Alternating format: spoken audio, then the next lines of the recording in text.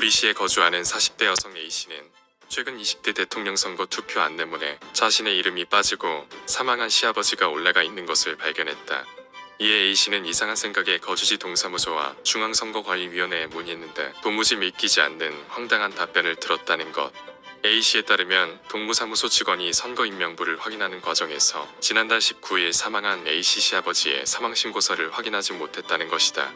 동사무소 직원은 A씨 시아버지의 등록이 말소된 주민등록등본을 보고도 확인하지 않고 시아버지를 선거인명부에 올리고 A씨를 제외한 것이다.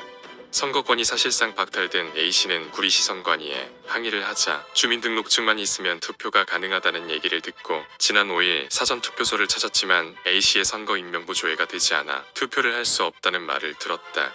A씨는 다시 동사무소와 선관위에 어떻게든 9일까지 투표만 할 수 있게 해달라고 호소했지만 동사무소는 선관위에 문의했으나 선거인명부가 이미 확정돼 이번 대통령 선거의 투표는 불가능한 상황이라면서 A씨를 찾아와 직원의 실수로 참정권을 행사하지 못하게 된 점을 사과했다. 이에 대해 중앙선관위 역시 지난달 25일 선거인명부가 확정돼 수정하기 힘들다면서 동사무소의 실수다.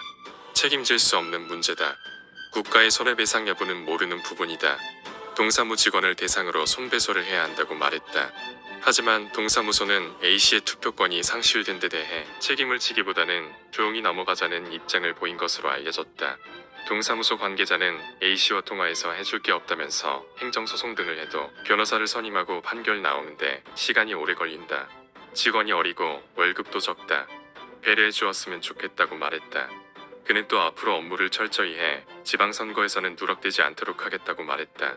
A씨는 업무를 담당한 직원 개인에게 피해를 주거나 손해배상을 해달라고 말하고 싶지 않다면서 국민의 소중한 한 표를 제대로 관리하지 못한 점을 지적하고 싶었고 개인적으로 너무 억울하다고 말했다. 문제는 이와 같은 일이 A씨 한 사람뿐이겠냐는 것이다. 시민들은 실수를 가장해서 거소투표, 우편투표와 선상투표에서 부정한 방법으로 대리투표를 하는 경우가 얼마든지 발생할 수 있다. 라면서 심지어 선관위는 확진자 투표에서 신분증도 확인을 하지 않고 있다. 당연히 관리 부실은 물론이고 부정선거 의혹이 나올 수밖에 없다.